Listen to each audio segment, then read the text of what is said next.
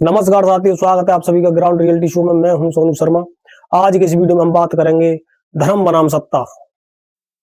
याद कीजिए जनवरी 2024 जब अयोध्या में भव्य श्री राम मंदिर का उद्घाटन हो रहा था तो राष्ट्रव्यापी जश्न मनाया जा रहा था।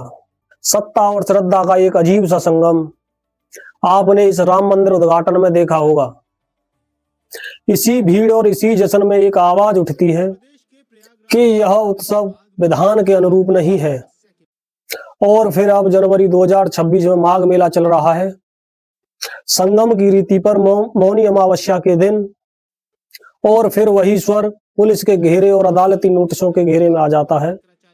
आज हम बात करेंगे, केवल एक संत की यात्रा की बात नहीं करेंगे, हम बात करेंगे भारत के उस मूलभूत प्रश्न की, जब शास्त्र और सत्ता टकराएंगे तो सर्वोच्च कौन होगा?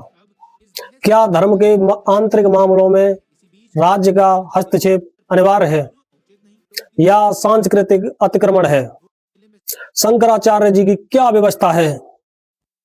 किस प्रकार शंकराचार्य व्यवस्था पिछले हजारों सालों से संकट में है? इसमें क्या क्या विवाद है? इन मुद्दों पर बात करेंगे। स्वामी अभिमुक्तेश्वरानंद जी की बात करते हैं। देखिए, स्वामी जी जो है ये अपने आप को जगत गुरु शंकराचार्य क्लेम करते हैं। शंकराचार्य क्लेम करने के कारण, सरकार से इनके विवादों के कारण मीडिया के कई सेक्शन इन्हें विद्रोही संत के रूप में जानते हैं। इनके पीछे और ऐसा मानने के पीछे बहुत सारे ठोस बौद्धिक आधार भी हैं। इन्होंने संस्कृत में गहन अध्ययन भी किया हुआ है और वेदांत परंपरा के विद्वान माने जाते हैं। संपूर्णानंद विश्वविद्यालय से इन्होंने शास्त्र और आचार्य की डिग्री प्राप्त की है। मीमांसा, वेद और धर्मशास्त्र के बड़े विद्वान माने जाते हैं। वास्तव में विवाद कहां से शुरू होता है? ये विवाद शुरू होता है मौनी अमावस्या 18 जनवरी को माघ मेले में आए स्वामी श्री अभिमुक्तेश्वरानंद, जिन्हें संगम स्नान करने से पुलिस प्रशासन द्वारा रोका गया, ऐसा बताया जा रहा है। देखिए आगे क्या शंकराचार्य पर बैन लगने वाला है। शंकराचार्य माघ मेले में मौजूद हैं। गौ रक्षा को लेकर उनकी जो मुहिम है उसे लेकर आज माघ मेले में निकले। इस विवाद में अब राजनीतिक पार्टियों की एंट्री हो चुकी है। कांग्रेस के कार्यकर्ता कोलकाता में योगी के खिलाफ प्रदर्शन कर रहे हैं। उसी बीच कांग्रेस के यूपी अध्यक्ष अजय राय आचार्य से मिलने प्रयागराज गए और योगी आदित्यनाथ साधु संतों के बीच पानीपत में थे और बाबा रामदेव भी प्रयागराज पहुंचे, सतुआ बाबा के साथ, जो अपनी गाड़ियों को लेकर मशहूर हैं। अब सवाल यह है, क्या विचार के आधार पर सब बट गए हैं? एक पोस्टर लगा हुआ है, शंकराचार्य का अपमान नहीं सहेगा हिंदुस्तान। शंकराचार्य ने कहा, जिस योगी को साधु संत कहते हैं वो संत कहलाने लायक नहीं है। ऐसे हमले शंकराचार्य ने योगी आदित्यनाथ पर किए। उसे तो हम अकबर और औरंगजेब से भी ज्यादा खराब मानते हैं। योगी सरकार और उनका प्रशासन नोटिस खेल रहा है। नोटिस वापस लो, नहीं तो मानहानि का केस कर देंगे। गंगा के स्नान के लिए क्या किसी से मंजूरी लेनी होगी? क्या गंगा जमुना इनकी बाप होती है? अभी मेरा मौनी अमावस्या का स्नान नहीं हुआ है और ना ही बसंत का स्नान हुआ है। हमारा अपमान 100 करोड़ सनातनियों का अपमान है। जब तक हमें प्रोटोकॉल और सम्मान से स्नान नहीं कराया जाएगा, हम सरकार और प्रशासन के खिलाफ प्रदर्शन करते रहेंगे। जब तक सीएम योगी लिखित आश्वासन और वचन नहीं देंगे तब तक नहीं मानेंगे। इस विषय पर योगी क्या बोले?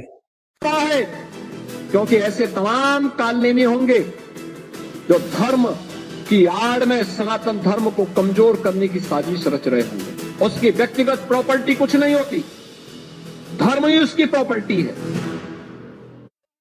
योगी बोले, योगी और संतों के लिए देश से बढ़कर कुछ नहीं है। किसी संत या सन्यासी की निजी प्रॉपर्टी कुछ नहीं हो सकती।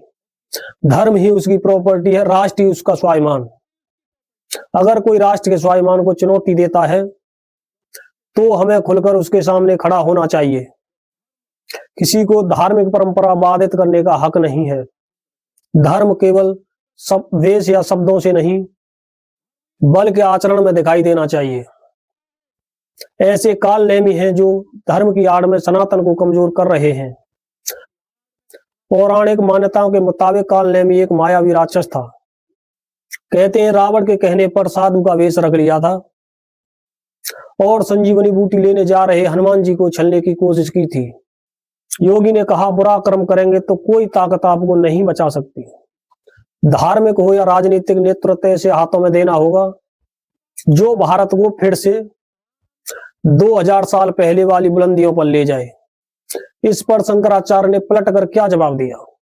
शंकराचार्य ने कहा, एक नेता जो सीएम है वो स्वास्थ्य और कानून व्यवस्था की बात नहीं करता, वो काल नेमी और धर्म अधर्म की बात करता है। काल नेमी मतलब वो जो नहीं है बनने का प्रयास करना। आप जब राजनेता हो तो धर्म आचार्य क्यों हो, ऐसा शंकराचार्य ने कहा। अब ये लड़ाई योगी वर्सेस शंकराचार्य बन चुकी है। अब सवाल यह है कि क्या शंकराचार्य पर बैन लगेगा? अब विरोधी शंकराचार्य पर सियासी होने का आरोप लगा रहे हैं।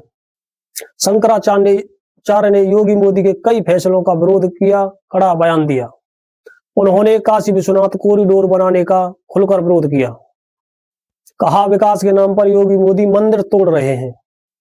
अयोध्या में राम मंदिर प्राण प्रतिष्ठा का निमंत्रण भी ठुकराया।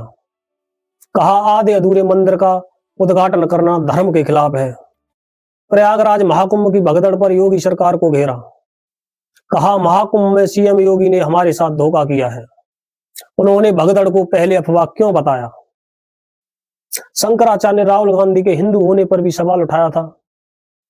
मई 2025 में कहा, राहुल गांधी धर्म के खिलाफ काम कर रहे हैं।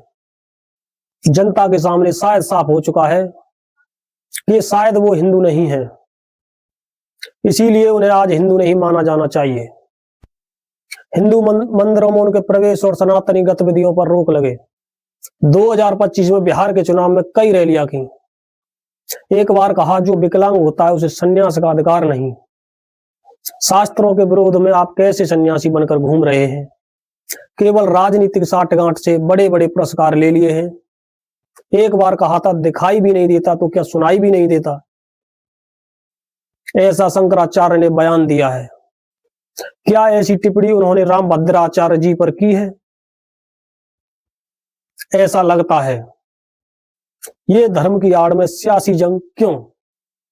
क्या ये धर्म की आड़ में एक सियासी जंग है? अपनी राय कमेंट में बताएं। अगर आपको ये वीडियो अच्छा लगा हो तो लाइक करें, शेयर करें और चैनल को सब्सक्राइब करें।